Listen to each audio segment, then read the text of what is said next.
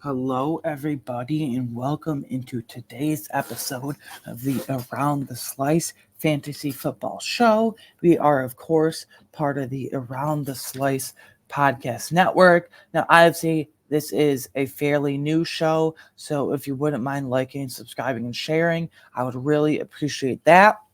But what we're going to do on today's show is kind of talk about some undervalued players for 2024 fantasy football in terms of their ADP, which, again, if you do not know, is average draft position, and their ECR, which, if you do not know, that is expert consensus rankings, what the industry thinks of them. So I have 20 or so players here to present to you today. This is undervalued players.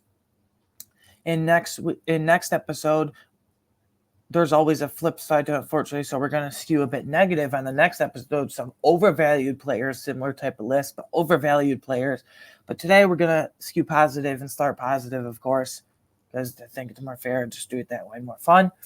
So undervalued players, these range from smaller names to middle tier names to bigger tier names. And I will get this out of the way first. There is only two rookies I have out of the plethora and handful of rookies in the entire league. There's only two rookies I have on this entire list of 20 or so names, because that's just because there's so many unknowns with rookies. And honestly, for the most part, I think the rookies, looking over the rankings, are pretty accurately ranked. So there's no reason really to discuss a bunch of them. We will get into some rookie sleepers as the summer months go on, close to the draft season, August, September, somewhere in that range. But for now, these are 20 or so names that you need to keep an eye on that should climb up boards, but if not, they're going to be at an extreme discount. But right now, in terms of ADP and ECR, they're undervalued, in my opinion, some more than others. These are in no particular order, no order of priority, no order of likeness or importance or anything like that. There's just a handful of them. So let's just right get into it. So the first undervalued player for 2024 fantasy football I have is 49ers quarterback Brock Purdy. He is listed as he has an 80, so his ADP and ECR are the exact same at QB 11.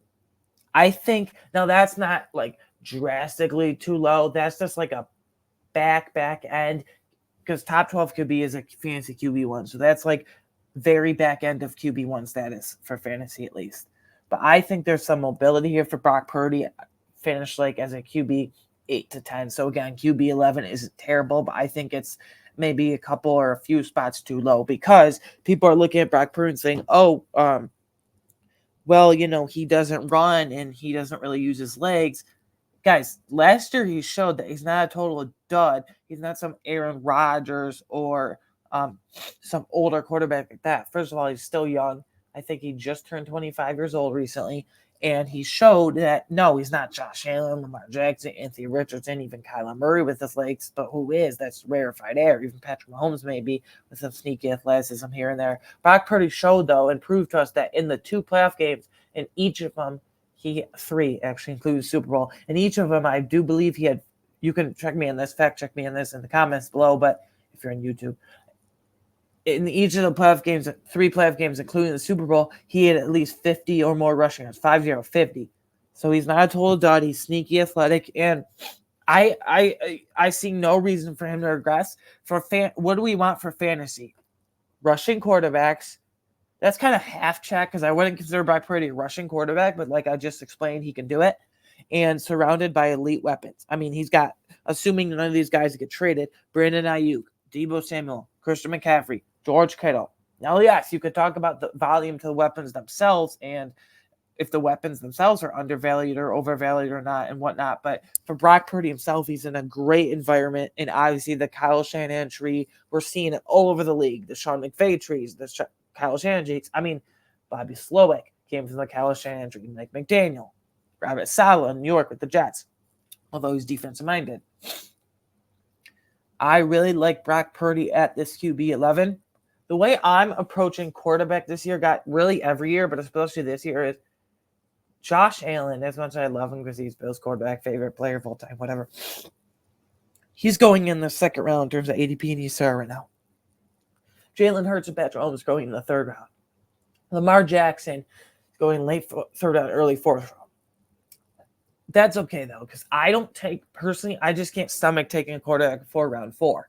So I'll get some discounts on some guys. Like I know I'm not going to get Josh Allen, Patrick Mahomes, Jalen Hurts, or Lamar Jackson, the top 4 guys like that. But that's fine. I'll wait 2 or 3 rounds later and take Anthony Richardson in the 6th round, CJ Stroud in the 5th round. And then if you want a real discount in like the 8th or 9th round, and even most, or some cases, I should say rather, you can get Brock Purdy here. So again, an ADP in an ECR of QB 11. It's not horrible discount, horribly undervalued, give or take a few spots here and there, though. I would bump him up a few.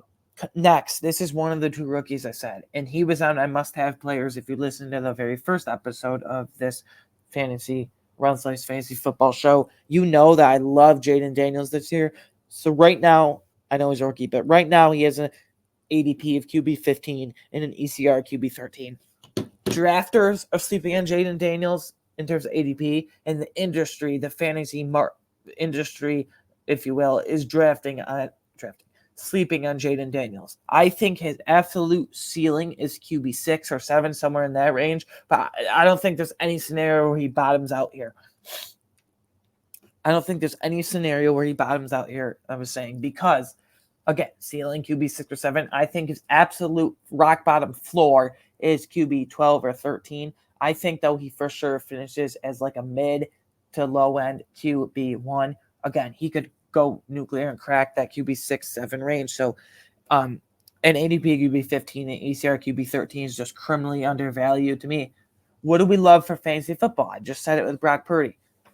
Jaden Daniels is Heisman winner. So, very, very pretty deep ball. He's got really good weapons. I really like Ben Sinnott as a rookie tight end sleeper. Zach Ertz is whatever at this point. He's more for blocking purposes and gets injured all the time, unfortunately. But you have Terry McLaurin as that true franchise cornerstone alpha. You have Jahan Dotson after a promising rookie year, total dud in 2nd year in terms of fantasy production at least.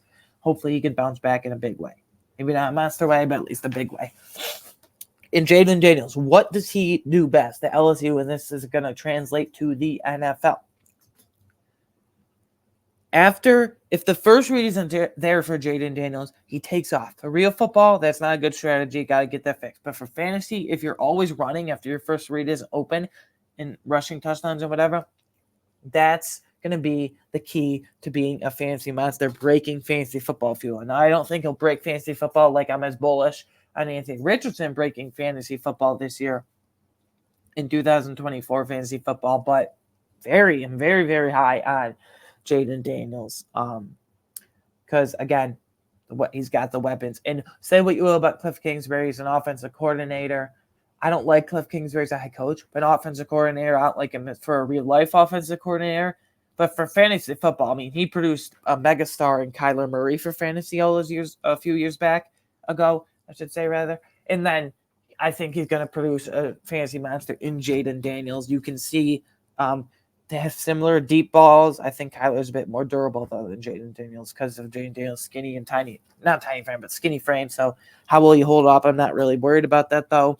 He did fine with that at LSU last 2 years, respectively. So I just think this is criminally low for Jaden Daniels. Again, with an ADP of QB 15 and an ECR right now, holding an ECR going into it of QB 13. Next, my third of 4 quarterbacks, Chargers QB Justin Herbert. He has an ADP right now of QB 14 and an ECR of QB 16.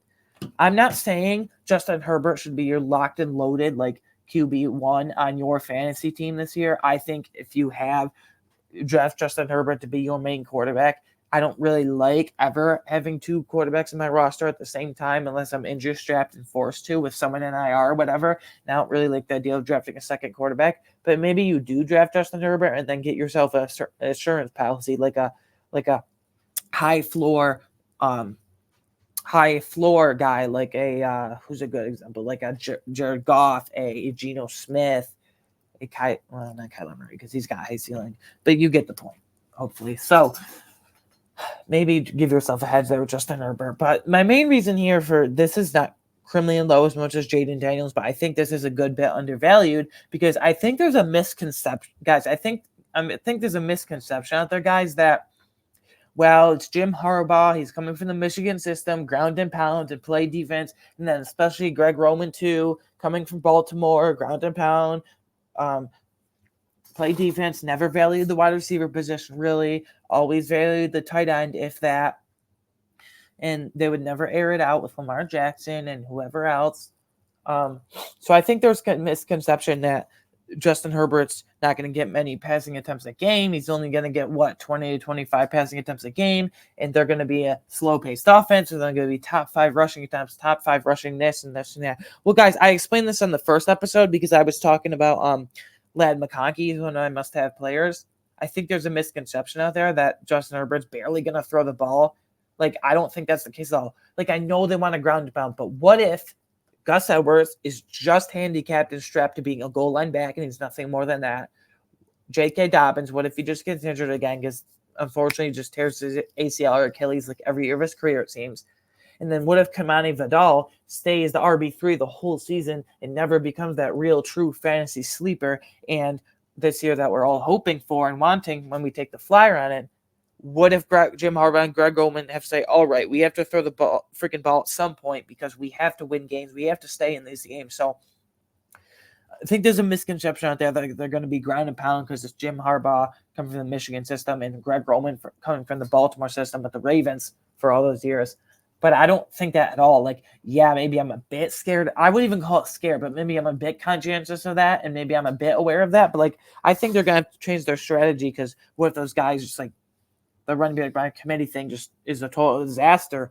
So I don't know. And it's not like Justin Herbert has like dumb weapons. That's not a good way to say it. It's not like Justin Herbert has Jags as weapons, just guys out there like Quentin Johnston. Okay, he had a down year. I wasn't really into though going into the draft anyway. Ladd McConkey, must-have player. I think he's going to go nuclear, although I do think he's capped by touchdowns, 2 or 3, 4 at max maybe. Josh Palmer, I think, can have kind of a breakout season for real life and fantasy.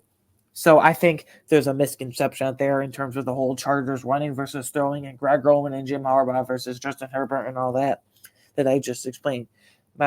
So I had 4 quarterbacks here. So moving on, Jaguars QB Trevor Lawrence holds an ADP right now of QB 16 and an ECR right now of QB 17. So the market in terms of drafters and the ECR, the experts and industry consensus are pretty similar on Trevor Lawrence. I know people, he was up and down last year. At real life, he was great. For fantasy, though, he was up and down. I think Trevor Lawrence has a rushing ceiling that the Jaguars just for some reason don't tap into. I think if they let him, this might be a bold statement, but he's got a similar build to Josh Allen. So I think if they let him run out there like a stallion, like Josh Allen, Trevor Lawrence can become that elite rushing quarterback. That's just not how Doug Peterson, as the head coach, builds his offense in Jacksonville, the Jaguars. So I know people didn't like the up and down nature of Trevor's fantasy season last year, but guys, especially the second half, like he was playing, like it was the first time he missed a game since high school and college. He was playing through injuries, his ankle, his shoulder, his arm, his leg, like everything. He was nicked up week in and week out. It seems every single week he had something. He was just playing through it because it's Trevor Lawrence, but his heel in some cases too. I think Trevor Lawrence here, there's a rushing ceiling that the Jaguars haven't tapped into yet for some reason, but also I really like the weapons here.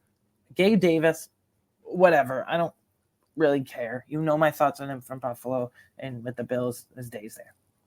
Pretty disappointing. But they have Brian Thomas Jr., who is the total package, close to the total package. I really loved him coming out on the Bills to draft him, but the Jaguars ended up trading back from the mid-teens to early 20s. What was it, 23rd overall? It still ends up getting their guy. So he's got everything but route running, but if he's a big downfield threat, and there's some running for catch upside there too.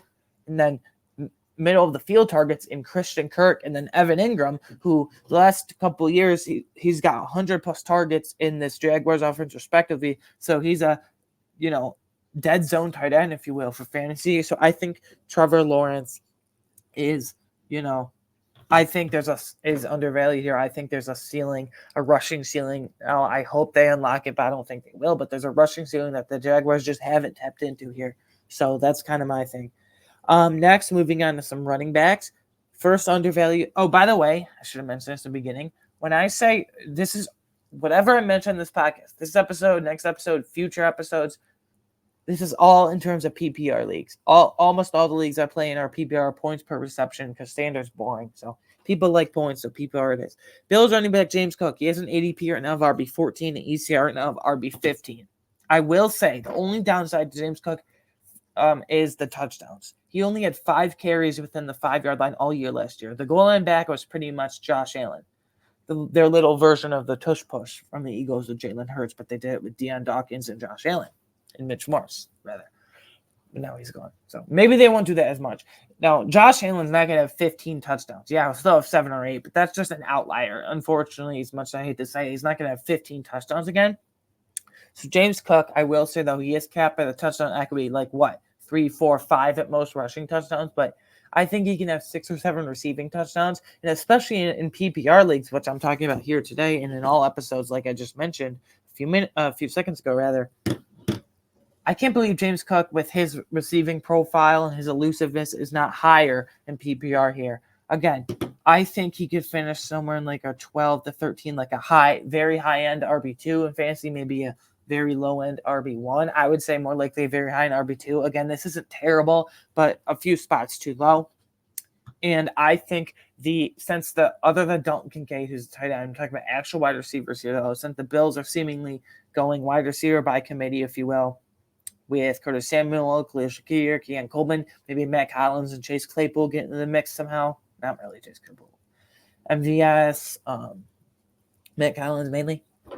Excuse me. I think James Cook is going to be used on wheel routes out of the backfield more, and especially Joe Brady there. They were like top 5 in rushing attempts once Joe Brady took over, and top 5 in rushing production, excluding Josh Allen. I'm just talking about the running backs with, Ty Johnson worked in here and there, but I'm just talking about James Cook mainly.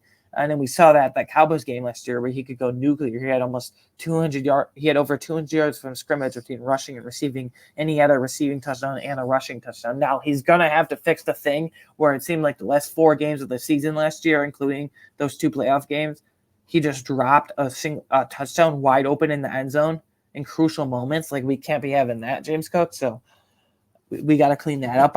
With his receiving profile, I can't believe he's this low. Again, with an ADP of RB14, ECR of RB15. Next running back, Cardinals running back James Conner. Yeah, I know he's kind of a dead zone back. I know he's kind of boring, but there's not much ceiling here anymore. But he has a really high floor that I think there's no way the bottom falls out.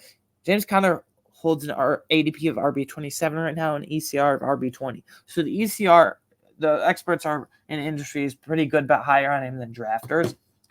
When the offseason first started, and when the Cardinals drafted Trey Benson in the 3rd round, I was much higher on Trey Benson as a late round dart sleeper, more than a dart, as late round sleeper than James Conner. But I'm really coming around to James Conner because what do they say in fantasy? Volume is king.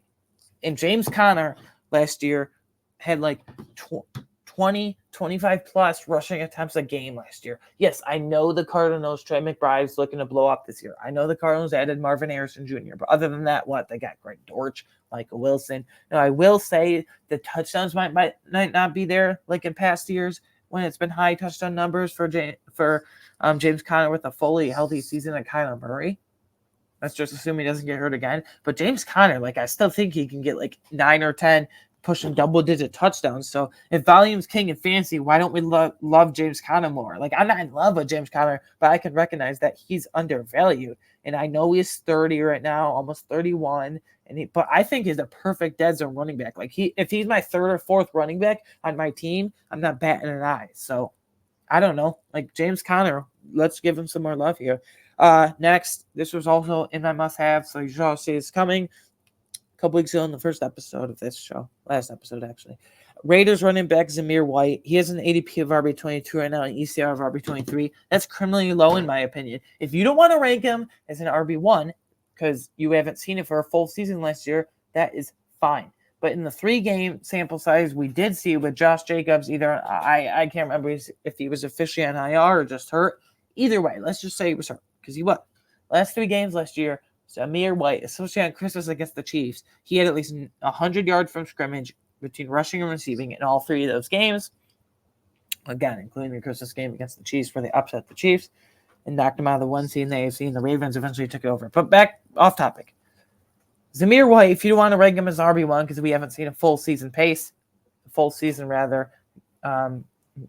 then that's fine. But I think he should be ranked in the 15, 16, 17 at the very minimum here. So RB22 for an ADP and RB23 just makes no sense to me. I mean, first of all, I don't think Aiden O'Connell is winning the starting job. Maybe he pushes Gardner Minshew for midseason and Antonio Pierce makes a midseason switch. But what does Antonio Pierce want to do? He doesn't prioritize high tools quarterbacks. Gardner Minshew is, so I love the guy. He's not high tools. He's not rushing anybody. He's not juking anybody out there. He's not some stallion out there. More like a miniature pony in the running game. Not very mobile.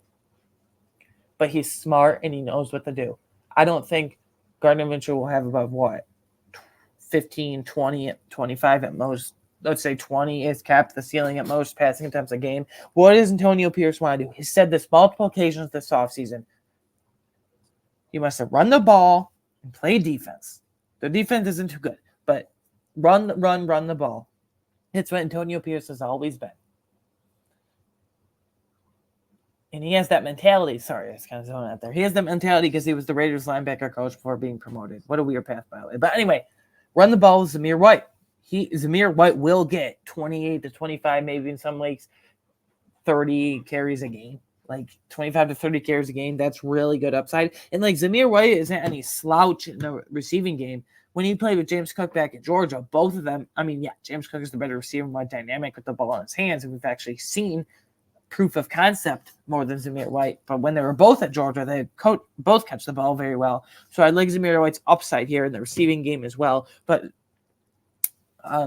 and my main point here is Antonio Pierce wants to ground and pound and play defense, and especially with a quarterback like Gardner Minshew, who isn't going to air it out barely at all. And if passing attempts will be capped every game, I'm really in on Zamir White. So I think this is a huge discount right now as you're getting him. And then this is a guy I added to this last minute. The more I think about it, I may not him this year, not too much though. But Commanders running back Brian Robinson Jr. He has an ADP right now of RB30 and ECR right now of RB31. I think Austin Eckler, I think he's dust for fantasy because he was like the RB1 for fantasy for a few years stretch. Like he got all the volume he can handle. And he's advocated to the Chargers like, give me the ball less. I need help here. Well, you go to the Commanders, you're barely going to get the ball at all because I think he's strictly a third down back. But Brian Robinson, other than receiving, is basically better than him at everything at this point. Austin Eckler's been in the league like what? He's going to year like 8 or 9 in the league. And Brian Robinson is better at pass blocking, better as a pure rusher, and he's pretty good at receiving. Obviously, he doesn't have the receiving chops and proof of concept that Austin Eckler does over his career, but he can do it at a very well level as well. It just wasn't showcased at Alabama very much and his rookie year. But he came on in the second half of the year last year. In his second year, he supplanted Antonio Gibson very quickly. So, and Brian Robinson right now, I think he can be a high-end RB2, maybe mid to high end mid end RB2, but yeah, I'm in. So, and then Giants running back Devin Singletary, he has same ADP and ECR of RB33. This is not criminally low, but like maybe he can be. Right now, he's being ranked as a low end RB2, like very low end RB2, which is fine. I think he should be more like a mid-tier RB2, like maybe somewhere in the late 20s, like 27, 28, 29, 20, RB 27 to 29, somewhere in that range, so move him up 4 or 5 spots. Devin Singletary is like the most consistent back in the league, guys. One of my favorite players in the league as well. For a 5'8" guy, he can move the chains he's a bowling ball rusher, and I love how he's developed his receiving game in his last year with the Bills, and then in his first year with the Texans last year over the years, and he supplanted Dameon Pierce, who came off a very good rookie season. And D'Amico Ryans came in his first year with C.J. Stroud and all of them over there in Houston with the Texans, said, that's my guy. I want Devin Singletary to be his starter for all the games. So that happened pretty quickly. But Devin Singletary, he's going to get all the volume he can handle. I like Theo Johnson, Daniel Bellinger's late-round sleepers, more Theo Johnson as a rookie. But it's just Malik Neighbors out there. Jalen Hyatt still developing. Wan'Dale Robinson, I don't care about. Darius Slayton, really, whatever. So it's just Malik Neighbors. So Devin Singletary, what has he got for competition? Tyrone Tracy Jr.? He's got Tyrone Tracy, who's a converted Purdue wide receiver to running back who only played running back, converting from wide receiver at Purdue for only 1 year before being drafted. So he's still very much work in project. Eric Gray, Gary Brightwell, if either of them even make the roster, they're just special teams guys, maybe kick returners, punt returners, respectively. So I really like Devin Singletary. This is kind of the James Conner thing, but a way lesser version. Like, volume is king, and I think volume is king in fantasy. I don't think that much of Daniel Jones. The one part I do like about this Giants offense is Devin Singletary, and they actually upgraded the interior offense line massively. And there's no injury history real. Jermaine Illuminor, John Michael Schmitz looks to be a stud at center out of Minnesota, the University of Minnesota last year as a rookie. But John Runyon and Jermaine Illuminor, left and right guard, respectively, those are people movers in the run game. And like I said, Devin Singletary, don't sleep on his receiving chops either. Daniel Jones, he's a quarterback that likes to do a lot of dump offs. He doesn't have any special talents to push the ball down the field. So I really like Devin Singletary this year. People are really sleeping on him. He's really undervalued, in my opinion. Next, Saints running back Kendre Miller. This might be going on a limb here for this guy, if you will, but he has an ADP right now of RB41 and even worse ECR RB45. Like 12, like that's a low end RB3. Like, if he's my RB4 and 5 and that's where you're gonna have to draft him. You don't have to pay up or anything for him. If he's my RB4 and 5, 4 or 5, on my fantasy team respectively, then I don't care about that. I'm not batting an eye. I'll as high as my RB3 because, okay, yes, he's probably not going to supplant Alvin Kamara for those long and late downs, those passing situations. Alvin Kamara is still an elite receiving back, but as a pure rusher, like Alvin Kamara, by all the metrics and just watching with my own eyes, he was a dud as a rushing. I think as a rushing in the running game is like what you're mainly supposed to do as a running back. What am I trying to say here? His legs just aren't the same.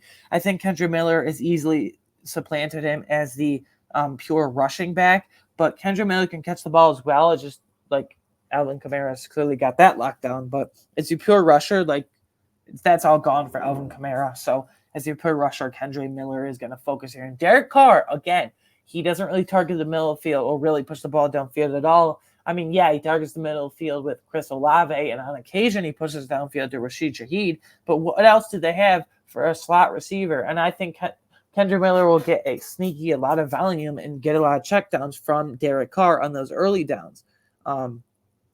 So I think Kendre Miller is easily supplanted Alvin Kamara as the rushing profile back, maybe not receiving. I know he hasn't. Next, Broncos running back Jaleel McLaughlin. He has an ADP right now of RB48 and ECR right now of RB49. So the drafters in the industry right now are pretty lockstep on this. This really confuses me. Like, the Broncos running back room really confuses me. Like, there's a lot of guys here. They signed Blake Watson as an undrafted free agent, who I think will kick out Samaje Perine. But even if Samaje Perine does get cut, traded, probably cut, market at this point, cut, whatever, you still have Audrey Gessner, who they drafted in the 4th round out of Notre Dame. One of my favorite running backs in the entire class, not just because he's from Notre Dame, but he's kind of like a younger version of Javonte Williams. But the more and more I hear Sean Payton talk, first of all, I don't buy the rumor at all that Javonte Williams is being supplanted by Jaleel McLaughlin in minicamp and OTAs and stuff back when that was happening a few weeks ago, and he might not even make the team. He's making the 53. But the more I think about this, I think this could be a near split backfield between Javonte Williams and Jaleel McLaughlin. Jaleel McLaughlin to me is the discount Devon Achane. He's small frame like Devon Achane, but he doesn't get injured nearly as much as Devon Achane. And honestly, everyone loves Devon Achane last year because he had 11 touchdowns in 11 games and over 800 yards from scrimmage, blah, blah, blah. But Jaleel McLaughlin severely undervalued here because I think this will be local. Maybe not exactly 50-50 to start the season. Maybe as we go on mid-season, late season, somewhere around your fantasy playoffs there, here and there. But I think it'll be a 60-40 split in favor of Javonte Williams with Jaleel McLaughlin even more room to cut into that.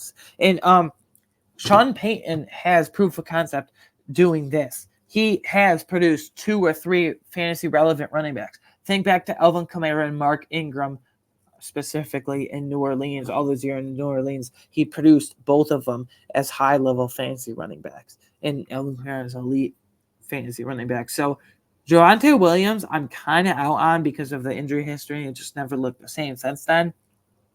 But Jalen McLaughlin, absolutely, I'll draft at this price.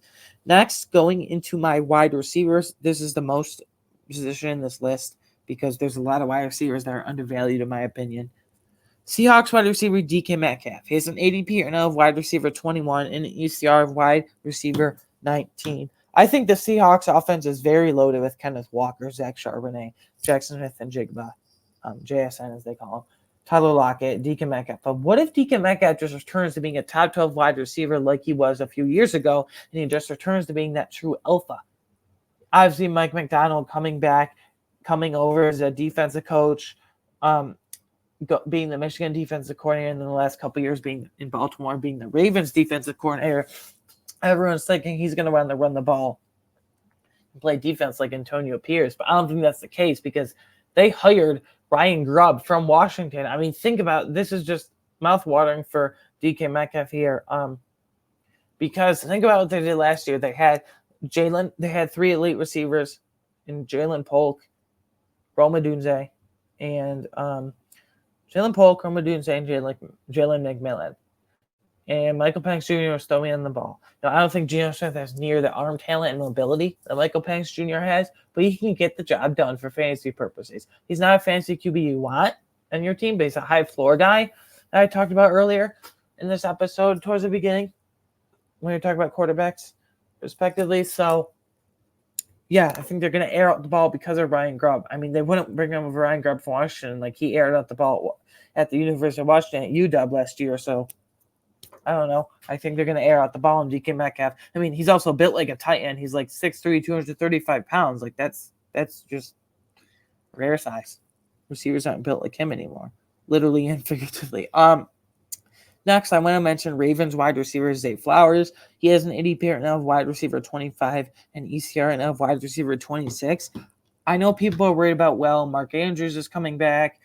Mark Andrews still high volume tight end, and they're still going to run the ball because now they got Derrick Henry. Derrick Henry is a must-have player for me this year, but Zay Flowers, he's not like must-have. If I don't get him, whatever, but he's severely undervalued here. I would have him as a mid-tier, high-end wide receiver 2 at the very least. And right now he's being looked at as a mid-tier wide receiver 2, maybe even low-end wide receiver 2. So I'm not really understanding the Zay Flowers thing. Everyone says Mark Andrews and Derrick Henry still get a lot of volume. Yes, they will. But also the Ravens didn't do much in the offseason like everyone thought they would to add receivers. They drafted Tej Walker in the 4th round, who I was not a fan of. That's going to take a couple years to do anything, really. All he is speed and nothing else. He doesn't track the ball well. His routes are inconsistent. Doesn't much do anything but speed. And even if Rashad Bateman takes that step, which I'm not counting on at this point because he's entering his 4th year in the league, and they give him like a 2-year contract extension, like randomly, which I don't know why, instead of just pick up his 5th-year option. Even if he does take a step, I would argue that Mark Andrews takes attention away from Zay Flowers and makes Zay Flowers even better than he was last year as a rookie. And Zay Flowers has sneaky speed, and his separation skills downfield are amazing. There was this one play against the Chiefs in the playoffs where he just cooked, like, what was it? It wasn't Legarius Sneed, like Jalen Watson or Josh Williams. I think it was Jalen Watson. Doesn't matter. One of those two. He had like 3 or 4 yards of like big gap of separation, 3 or 4 yards of separation. So Zay Flowers is severely undervalued here. And then next, Texans wide receiver Tank Dell. ADP of wide receiver 26 and an ECR wide receiver 32. So drafters are a good bit higher on him than the industry ranking in fantasy football industry, in the fantasy industry is. I really like Tank Dell this year, though. I'll pay up for Nico Collins. That's fine. I'm sorry, but I'm avoiding Stephon Diggs. I think last year, the second half of the season, he's still an elite route runner, but that's about it. He has no separation skills anymore. And then Tank Dell, I'll take it a cheap discount here. Like, I don't know why Stephon Diggs is going 2 or 3 rounds higher than Tank Dell. We showed, fun fact, when Tank Dell, look at the PFF metrics and deeper metrics and stuff, when Nico Collins and Tank Dell were on the field every game together, like when they were on the field together, Tank Dell was out producing him in like yards per route run, yards after catch, pure receptions, pure volume. So he was out producing him in every metric that we care about for fantasy football when they were on the field together. So yeah, I will pay up for Nico Collins, but I think people are scared. Like there's just too many mouths to feed. Dalton Schultz has always been a high volume tight end too, tight end as well in the league. Now in the second year going into Texans, they gave him a pretty hefty deal, pretty decently sized deal for a high volume tight end like that. So I'm really interested in Tank Dell here. Like I'll take the discount and avoid Stefon Diggs at all costs, unfortunately. Next, undervalued players, we move along here. Packers wide receiver Jaden Reed. He has an ADP right now of wide receiver 34 and an ECR wide receiver 36. The only, not even gripe, like I don't want to complain here, but the only pause I have with him is if you look at the deeper metrics, PFF, other metric sites, and data suites and data over across the internet and whatever, he was like a 60% playtime player. Like Romeo Doubs was getting playing time over him. Christian Watson, when he was in there, was getting significant playing time over him. So that's my only gripe with him. But Jaden Reed, I think he's like the Deebo Samuel light, like Green Bay's version of Deebo Samuel. The reason I say he's like Deebo Samuel light is because he can take the end arounds like Deebo. He's just not nearly as strong and built up as Deebo. But I think he's a better route runner than Deebo. I think he's more shifty than Deebo. He just doesn't provide the same yards after catch as Deebo because Deebo's yards after catch freak, yards after catch yak monster. So, but there's a ceiling. Maybe Jaden Reed's ceiling is kind of capped if he stays around like a 60 to 65% playtime player, and Romeo Doubs and Christian Watson continue to get playing time. I'm not really worried about Dontavian Wicks. Like he's the wide receiver, clearly wide receiver 4 on this team in terms of talent and depth chart, and what the coaching staff thinks about him as well. But Jaden Reed, severely undervalued here.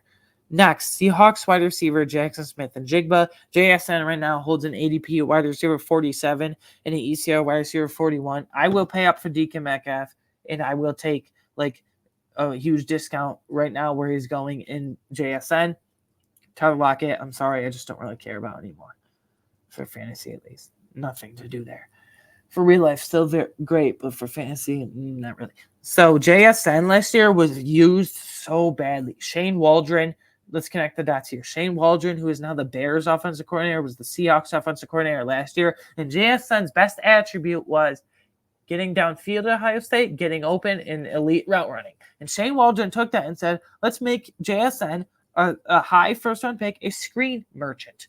He gave him screens. He gave him end arounds. His ADOT was very low. I mean, you couldn't have used him in a worse way. And now with Ryan Grubb coming over, like I said, from UW, same thing with DK Metcalf. They're going to air the ball out.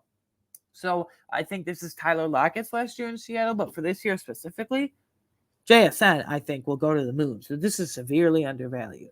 Next, another Packers wide receiver, the alpha here, seemingly. Packers wide receiver Christian Watson, ADP and ECR wide receiver 44. So he's even ranked below Jaden Reed. I think both are underranked, but this, like, choosing who I want more, I want Christian Watson because he plays every snap possible. He gets all the playing time possible, like damn near 100%, if not 100%, when he's not injured. The problem is he has severe hamstring issues. It's been well documented. But the Packers sent him halfway across the country to LA this offseason and get it fixed. And like there was a real thing. Like this was a real thing with Christian Watson's hamstring. It's not a funny thing where you say like, oh, this player has like chronic hamstring issues. He actually did. According to the doctors, he had like an imbalance or like in his chronic imbalance thing in his hamstrings, but he says those are like 100% fixed now. We'll see. But as opposed to Jaden Reed, who only plays 60 to 65% of snaps, is only a part-time player in Green Bay's offense, even without Christian Watson on the field, I would really like Christian Watson. And if you're saying who can become a top 12 wide receiver in fantasy, who can become that wide receiver 1 in Green Bay's offense between Jaden Reed and Christian Watson, I'm going to go with Christian Watson. I still really like Jaden Reed, but Christian Watson, I mean, he's a freak of nature in terms of build. He's like 6'4", 215 pounds, 6'4", 220 pounds, somewhere in that range.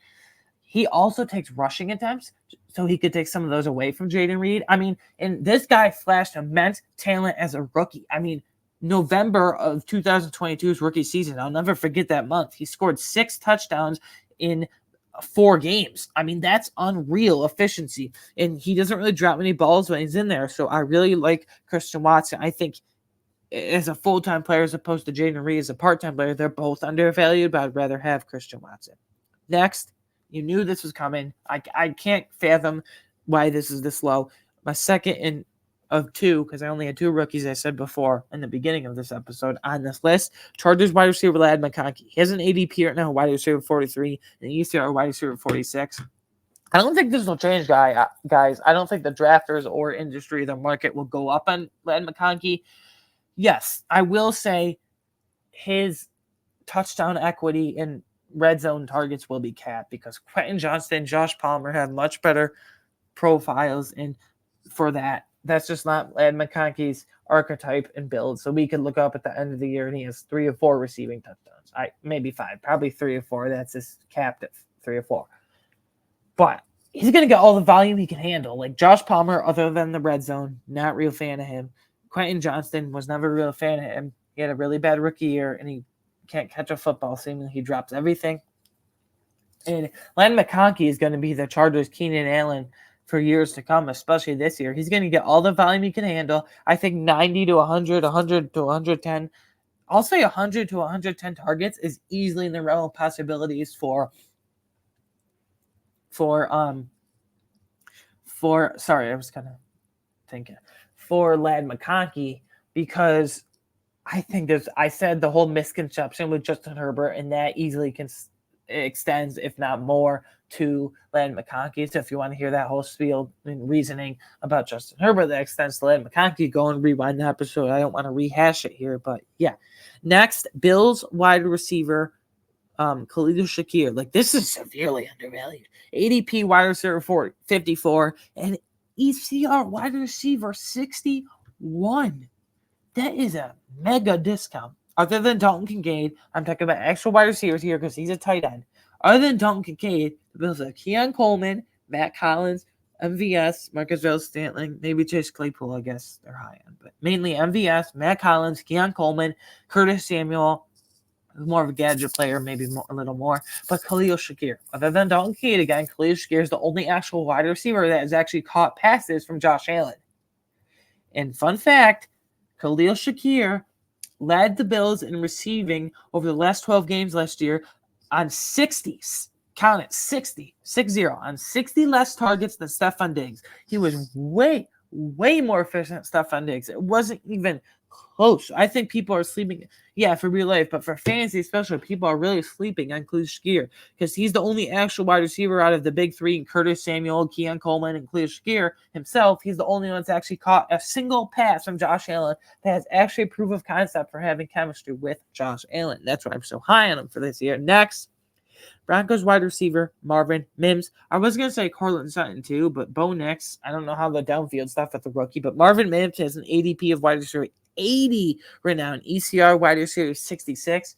Hopefully, Sean Payton going into Marvin Mims' second year out of Oklahoma. Hopefully, he doesn't do what he did last year and play Lil Jordan Humphrey and some random guy in Brandon Johnson over Marvin Mims. Well, Jerry Jeudy now gone, Marvin Mims is going to be the main slot, and I think he's going to get a lot of low A-dot throws, which Bo Nix was, I don't want to call him a screen merchant. He has really good arm strength. Maybe not the best in the class, but very good arm strength. Great arm strength, even not elite, but great arm strength. Low A-dot last year at Oregon. A lot of stuff 10 yards or behind the line of scrimmage or screens. I think Jaleel McLaughlin will benefit that, and I also think Marvin Mims will benefit from that with the low A-dot.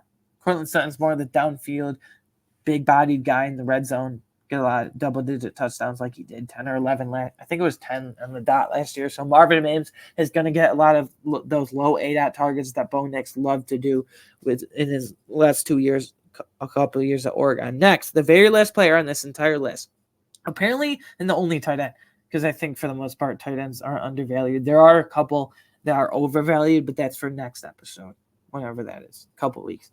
Maybe next week, if it depends when I get to it. Packers tight end Tucker Kraft. I'm just really high. I think all the Packers weapons between Jaden Reed, Christian Watson, and Tucker Kraft are undervalued. Don't get me wrong. The one I'm most bullish on by far is Christian Lee. I combine their names. The one I'm most bullish on by far is Christian Watson. So Packers tight end Tucker Kraft, ADP right now of tight end 36, ECR of tight end 23. His own teammate, who's also going into the second year, Luke Musgrave, is a good bit ahead of him, like 6 or 7 spots ahead of him in the ECR expert consensus rankings in terms of how the industry views them. I would much rather have Tucker Kraft on my team. Maybe there's not a high ceiling because of all the other weapons in Christian Watson, and now adding Josh Jacobs on backfield for volume touches, maybe drafting Marshawn Lloyd and Jaden Reed specifically. But I really like Tucker Kraft, especially comparing him to his own teammate in Luke Musgrave. Okay, guys, that was 21 after I counted it. 21 players that I think are undervalued for 2024 fantasy football. It ranges from big names to maybe bounce back candidates to any candidates you can think of. Let me know what you think down in the comments below. And you can listen to this podcast or watch, for that matter, on YouTube, Apple, Spotify, or your favorite podcast app. And wherever you get your favorite podcast, you can follow me personally on Twitter at aWeingartner13. You can follow the show for any scheduling updates and anything like that. At Around Slice on Twitter.